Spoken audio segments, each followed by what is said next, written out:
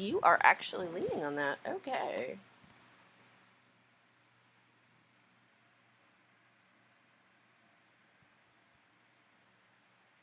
Whoops. Lucky leaned on the button. Oh, bless you. Yes, my love. Bless you. Bless you. I think he wants down. Anyway, quick story to tell on the donut thing. When I used to run, I don't remember the name of the base, but there was a base out on the Iranian border I used to run missions to, right? And apparently this base was, anyway, doesn't matter. Point being, I was the only woman those boys saw their entire deployment. You know, and there was this good old boy country first sergeant that I remember the first time I was out there to do what I had to do. He ordered. He fucking, no joke, seriously. This is not a dude you wanna. Kennedy? For some reason, the name Kennedy is standing out in my head. I don't know. He was fucking, no joke, serious. Not a dude you want to piss off. Ordered everybody not to even look at me. Don't even look at her. You know? And, the guys in the TOC and the guys in my security team were pretty fucking cool, you know, like, whatever, right? But everybody else didn't even fucking make eye contact. You know, I mean, and it was so cute, because, like, I would go to their DFAC, you know, and it's I don't think it wasn't a chow tent. They were more set up than that. It was a plywood DFAC, you know, and with hot ace and that kind of stuff. I mean, the places where you are excited to see a Kiwi, you know. And I remember it's so cute because all these guys, the whole fucking base full of guys, were like, they were making their little effort, you know. I mean, the guy at Chow would give me like one extra chicken nugget. You know, I mean, nobody fucking looked at me, but they made their little efforts, you know, and I thank you, boys. I appreciate that. Thank you, you know, and so Kennedy would you know, I mean, this place is so far out. You fucking convoy in, you convoy out. I mean, you get supply runs about every couple of weeks, you know, and even if you're done in a day, your ass is fucking sitting there till transport takes you out. You know, hurry up and wait, right? And, yes, my love. And, so Kennedy, the first sergeant, right, would regularly, we would take strolls around the base. You know, I mean, and it was so funny because dude never hit on me. Dude was behaved appropriately in every way, shape, and form, in every context, at every moment. It was just getting to have a conversation with a girl, you know? I mean, and I remember on one of our nighttime walks around the perimeter, inside perimeter, you know, and we went up into a guard tower because I wanted to see, you know, I wanted to see, you know, and we went up in a guard tower and he sat on one crate and I sat on the other and you know, just fucking chatting, you know, is the stars. The stars are so fucking beautiful. You know, I mean, when you've got light discipline and nothing around for hundreds of miles, I have never seen the stars like that before, other than when I was on remote bases. You know, there was another base, not as remote, but one of the T-walls were knocked down on the inside, you know, where they have the building blast barriers, and one of the T-walls was knocked down. And I would regularly go out there and just lay down on the T-wall and fucking stare up at the stars because it was so beautiful, you know, and when you are in the midst of such ugliness, you take beauty wherever you can find it. And I think that is why the dude would like give me an extra chicken nugget, you know? I mean, it was just, you appreciate beauty where you can find it. Because the more scarce it is, the more you value it. And so Kennedy and I are hanging out in this guard tower so I could see over the... Anyway. And I actually called him out on it. I'm like, dude,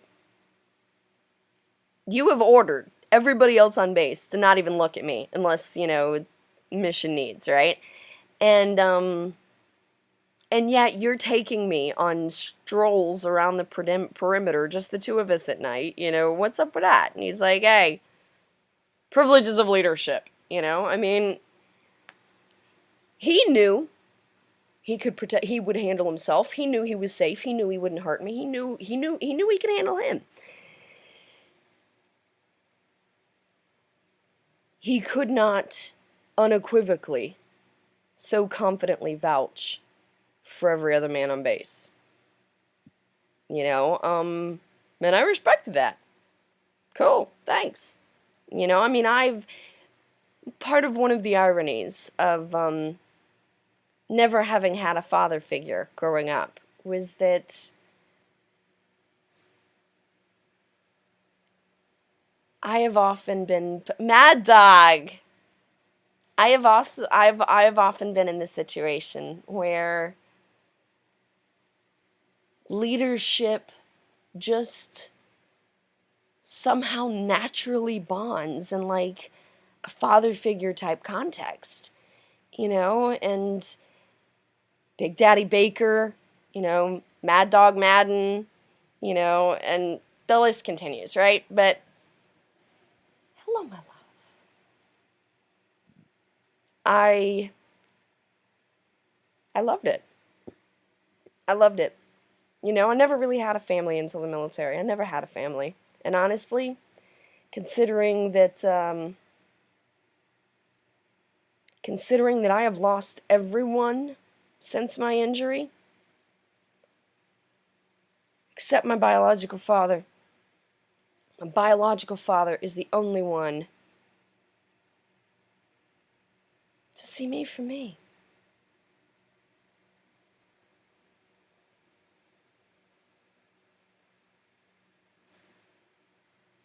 Everybody that knew me before, my friends, my loved ones, my family, no. But my brothers, I'm different now. You know, I've been different since the moment I woke up from my coma. They told my family I would be lucky if I remembered them at all. They told my family I was most likely going to be different. You know, severe brain damage, 5 brain busts, and a partial lobotomy. I'm different. And Moss is still the same. You know, and my biological father was the only person to see me for me.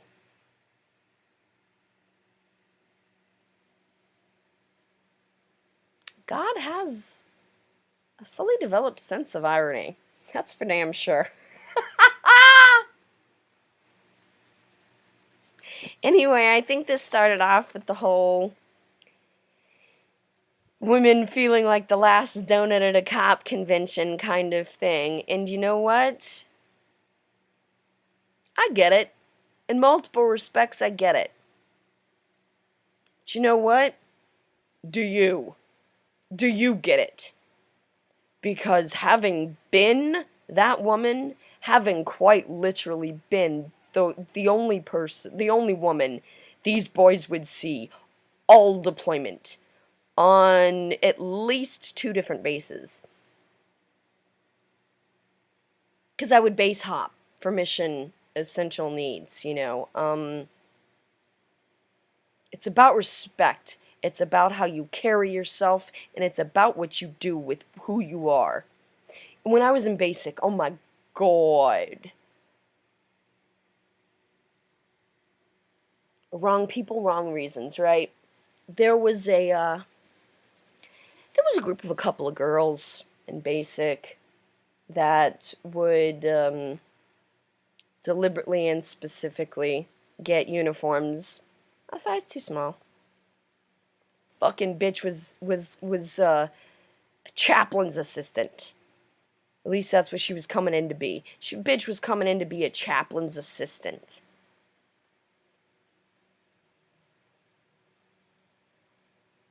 And she was the queen bee of Little Miss wear uniforms too small.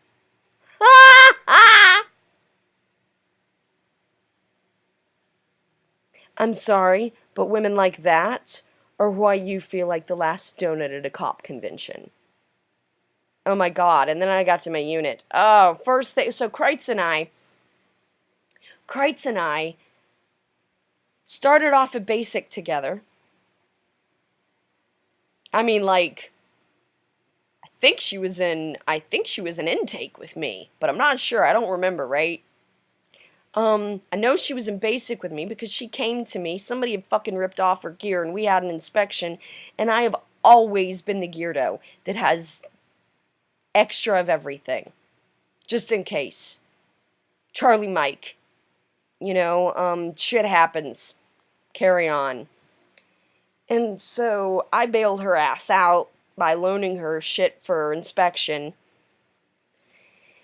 She and I had always been tight. She got recycled in basic. I go off to AIT, PSYOP. Different part of the country, different, I don't fucking know, right?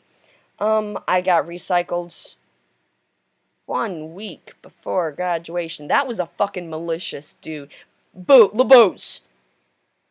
Really? You thought so fucking little of me? You would grind me down? And then 1 week before graduation, you would recycle my ass. Fuck you, dude. I fucking hope you were all the soldier that Rument says. I fucking hope you were. Because you're a...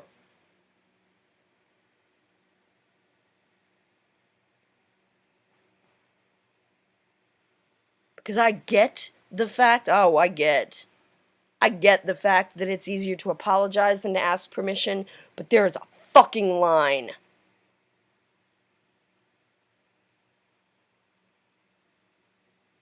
Him, and then when I get recycled, that fucking little water polo shit fucking boy in the Bright and I. Bright, myself, and Jones T. You know, we had multiple Jones and Jones T, you know. I mean, it used to be formation, right? It used to be Jones T and Bright. You know, and fucking water polo boy behind and back and a back one and over one, right?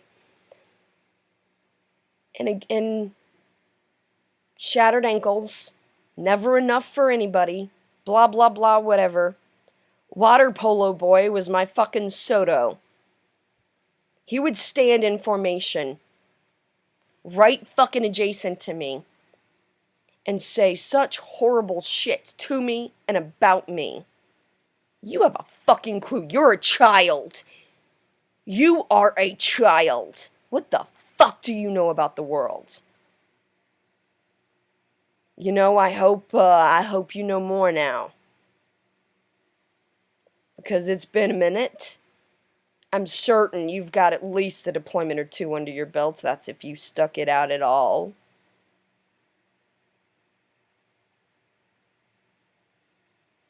Fuck you. Fuck you for making me feel like I was worthless when I was goddamn giving more than what I had. What fucking right did you have to make me feel like shit day in and day out? Got so fucking bad, I checked myself into fucking, Womack mental health, because I had gotten to the point I would sit in church and fucking hallucinate about beating him to death with the Bible. You know, I mean, I remember being in the chapel at one point and leaning over to Bright going, oh my God, I think I'm freaking out. Like, I literally am seeing myself blood-soaked with the Bible half buried in his skull. He's like, Co, I think you need some help. I fucking prayed for a bullet with LeBooze, and I would visualize beating the fuck out of that little shit with a Bible. And wallowing in the warmth of his blood. Fuck you for making me feel like shit. What the fuck do you know about what I've been through? And what gives you the right? You little arrogant, shallow, pretty boy fucking you.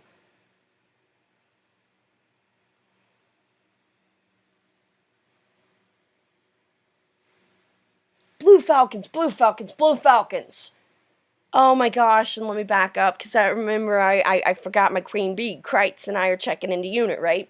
Kreitz is a beautiful person, inside and out. She was a young girl. She was a young country girl, didn't know much about the world, but had a good heart. A thirst to learn, and a willingness to be all she could be. And that's all I needed to know. You know, I mean, she and I had... So, we were in basic, I bail her out. I'm in AIT, I get recycled. Guess who shows up? In AIT, I'm like, whoa! Like, this is unexpected. She and I go through AIT together. And then when, I don't remember what it was, some dude showed up at AIT to inform us that, you know, some of us were fucking going straight out of the gate, right? And, you know, Kreitz and I were on one of them. We're like, oh, wow, you're in this unit? Yeah, you're in this unit? Woo! Holy shit, critters! Damn! Basic, AIT, and unit together. All right, so, and she's sweet. But it has taken her a long time to find her confidence in her voice. She has grown a lot from a girl into a woman. When I knew her, she was still, when we were tight, she was still a girl. So we rock up, show up at the unit, and,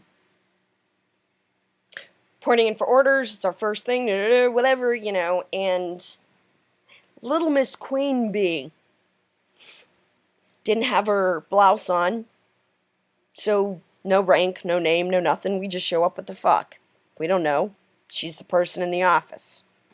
Hand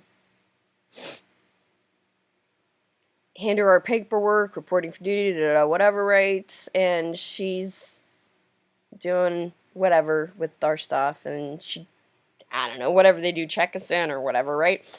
And, being two females, she politely wanted, you know, let us, she's like, let me show you where the female bathroom is. I'm like, okay, thanks. And Critters and I follow her in, and when we're in the bathroom, she's like, she wants to give us a private little one-on-one about, how the unit works. Really? Little Miss Queen Bee fucking downgrade on your own E4 child that doesn't know shit about shit and obviously doesn't know shit about the world because you think not only you have the right, but you have the ability to just fucking... Wow. Why do women have problem in the military? You. Women have challenges in the military because of bitches like you. Because of bitches that fucking wear uniforms 2 sizes too small. Wait. Really? Bitches that do whatever the fuck they want. That, because they think, you know, bitches that when they see other women coming in, much less a overeducated former model with experience. Let's give you the opportunity to try and exert your dominance out of the gate, right? Fucking bitch. She fucking takes us into the bathroom so that she can explain to us how things really work.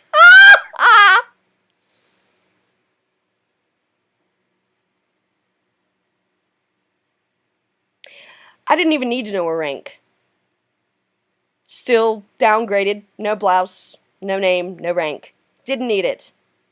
Because I could tell from what she said and how she was acting. She ain't got nothing to fucking back it up, and she needs to step back.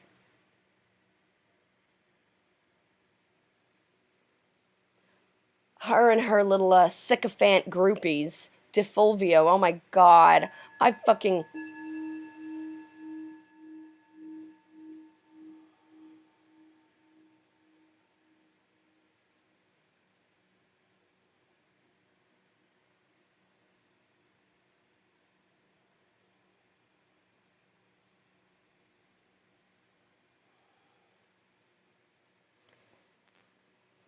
Women of the military are the same problems and challenges we've had as, I don't know, blacks in the military, gays in the military, whatever else, right? And, only I would actually argue women in the military fucking more so. Blacks in the military, when they fucking came in, I'm sure there were a few of them that had a chip on their shoulder, but most of them wanted to be there because they fought for the right to be there. Gays in the military, don't ask, don't tell. It's a shame to have to hide who you are, but you know what? Who you are out of uniform is fucking irrelevant to who you are in uniform. Women, however, not all of them. Just the ones that, you know who you are. Women in the military are why women in the military have a fucking hard time. Because it's people like your bitch ass that make the rest of us